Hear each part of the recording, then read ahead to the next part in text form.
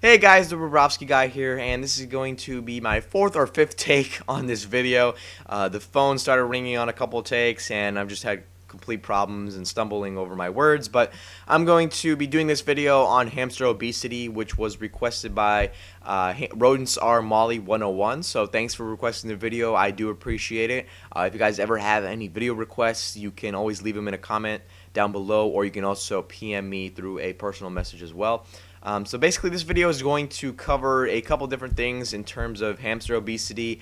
We're going to be talking about the diet itself. We're going to be talking about treats, how often to feed them, vegetables and fresh foods, how to cut back on your hamster's diet, how to make sure that your hamster doesn't get obese. We're going to be talking about a lot of different things in the video, so I really want to get straight to it. I don't want to make the video too long, but I'm trying to keep it as informative as possible. So the first thing I want to quickly talk about is the seed mixes and the actual staple pieces of the diet.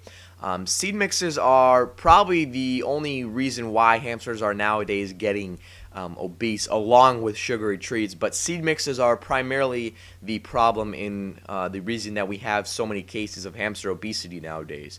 The first thing that I want to talk about are pretty much the three stooges, or the three main factors of why hamsters are getting obese in terms of the seed mix. And those three things are corn, which contains a lot of carbohydrates in it and is nowadays almost 50% of many seed mixes as well.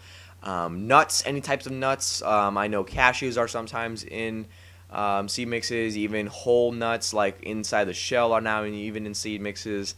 All those are very, very high in fat, and of course those are pretty much one of the main reasons of why hamsters are becoming obese. And any types of seeds such as sunflower seeds, safflower seeds, any types of those seeds are really, really high in fat as well, and that should really be limited as well. I'm going to just quickly focus on those three things, since those are pretty much the only three things that are causing, well, not the only three things, but the main three things that are causing hamster obesity nowadays so much. I'll talk about corn real quick. Like I said, corn is really starting to become very common throughout all seed mixes, and I know, like, just to give a wild example out there, the Great Choice seed mix by PetSmart is just absolutely full of corn. I have never seen a seed mix have more corn than that. So definitely don't use any of these generic seed mixes like, you know, the Great Choice or like Petco seed mix or any of those types of things. None of those are going to be beneficial and are very low in protein and are very high in fat as well. So definitely stay away from those types of things, those types of mixes, because again, they do really contain a lot of fat in them. Corn, like I just said, is really high in carbohydrates, so you may want to pick out corn and the type of seed mix that you use. Personally, since I use Hazel Hamster, I don't give more than 1 or 2 pieces of corn per week, because corn is so high in carbohydrates that you really need to cut back.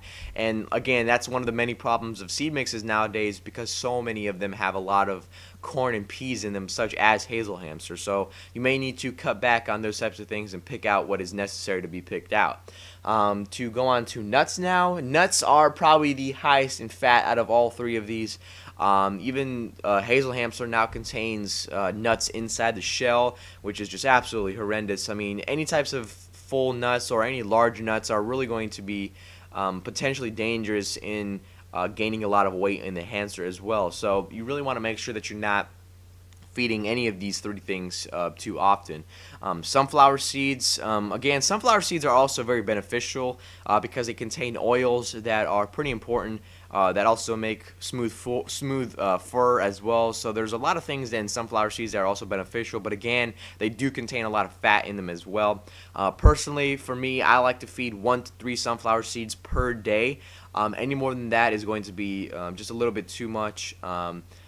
Usually that area between 1 and 3 per hamster is a good amount, not too much, not too little as well, but you know, you do want to feed sunflower seeds on a daily basis as well. So those are really the top 3 things in seed mixes. You want to make sure that your food bowl is not filled all the way to the top, because again, you know, the hamster is going to pick out whatever he or she enjoys, and she's going to take them back to the nest and, you know, eat them whenever she feels like it's necessary to be eaten. So you definitely want to have a good mix of good things and, you know, maybe not so good things, but, you know, things that are going to all in all, you know, actually help the hamster in the long run.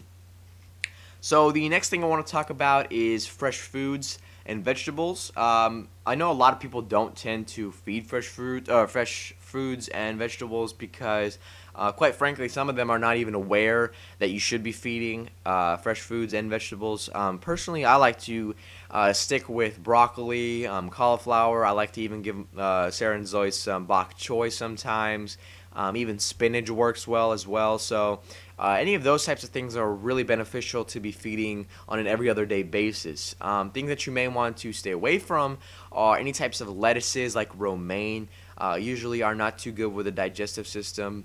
Also, you want to stay away from things like cucumbers because they really do contain a lot of water content that's really not necessary to be giving. And cucumbers don't really contain any beneficial values in them as well. It's pretty much over 90% water in itself. So any types of vegetables you should be feeding every other day to make sure that you are giving a good balance of the diet as well. So the next thing I want to talk about is sugary treats, and if you guys ever have any questions throughout the whole entire video, you can just make sure to leave a comment down below and I'll try and help you out as soon as possible. I just want to get that in real quick because I didn't say it at the beginning of the video, or at least I don't think so. If you have any questions, you can always leave me a comment down below and I'll try and help you out as soon as possible. So like I was saying with sugary treats, nowadays there's a lot of different options for store-bought treats. I mean, there's plenty of different options to choose from. I mean, there's like 4 different yogurt drop brands in one line of racks. So there's a lot of sugary treats nowadays that I like to tend to stay away from. I mean, I do buy a couple store-bought treats. I know I like to buy the Yahoos by Supreme. I like to buy the croissants by 8-in-1.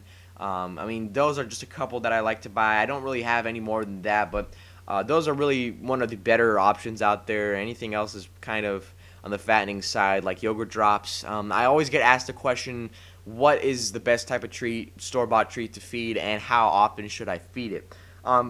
Excuse me. This answer can vary pretty much a lot because there are no best store-bought treats. All the store-bought treats are never supposed to be used in an actual on a continuous basis, on a daily basis. I know packaging is going to say feed daily or feed every other day or put in food bowl every day or something like along those lines, and that's not what you want to base how often to feed it on, because those are terribly inaccurate suggestions, if you will, on when to feed those types of treats. Really, like, I'll just give you an example for yogurt drops. I know a lot of people will feed like yogurt drops on a daily basis, which is just absolutely horrendous. You do not want to be feeding such a sugary food every single day. Because, of course, one thing, it can lead to diabetes if you are feeding such sugary amounts of food, if you do have a diabetes-prone dwarf. So you don't want to be feeding things like yogurt drops daily. For yogurt drops, you can feed half of a yogurt drop per week, which works very well. It's not too much, and it's also not too little. Again, if you want to reward your hamster for doing something good, or if you feel like giving them a treat that day. Definitely do not feed any more than a half of a yogurt drop per week, because again, that's I can't even explain to you in words how fattening and how high in sugar contents yogurt drops is. Just look at any type of ingredient sheet for yogurt drops and you'll see what I'm saying. So store-bought treats, you really want to be wary of those. You can check out my hamster treats video, which there will be an annotation to check out right here. You can click that and you can go to the store-bought treats section, and I will kind of give you guys a good idea of what are some good store-bought treats and what are not some good store-bought treats. So that's pretty much it for the treats. Next thing I want to talk about is exercise. And exercise is an extremely important aspect of keeping your hamster's weight down. You want to make sure that you're monitoring your hamster, that it's using his or her wheel, or if you have a flying saucer, if it's using that every single night. You want to make sure that they are using those types of things and are getting the proper exercise that they should be getting daily.